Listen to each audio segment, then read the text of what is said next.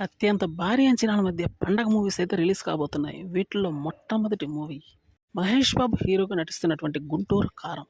దీని తర్వాత మంచి క్రేజ్ ఉన్నటువంటి మరో సినిమా 'హనుమాన్'. దీని మీద కూడా హోప్స్ మామూలుగా అయితే లేవు. భారీ స్థాయిలో అంచనాలున్నాయి. ఇక నెక్స్ట్ మూవీ 'నాసామి రంగ'.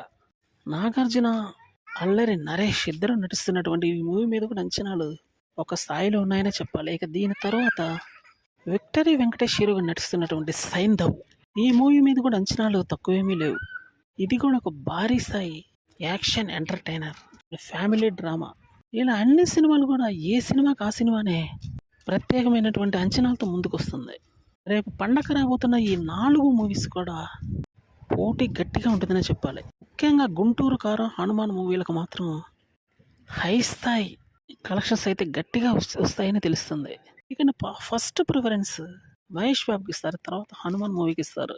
ఇక నెక్స్ట్ ఉన్నటువంటి ఈ 2 మూవీస్ కూడా సినిమాలు బావుంటే మాత్రం కలెక్షన్స్ టాప్ రేంజ్‌లో అదరగొడతాయని చెప్పాలి. ఏ విధంగా చూసుకున్నా కూడా ఈ మూవీస్‌కి తిరుగులేని బిజినెస్ ఉంది. కలెక్షన్స్ కూడా తిరుగులేని విధంగా జరిగే అవకాశం చాలా గట్టిగా ఉంది. ఇప్పటికే ఈ మూవీస్ మీద హైప్ బాగా ఏర్పడింది.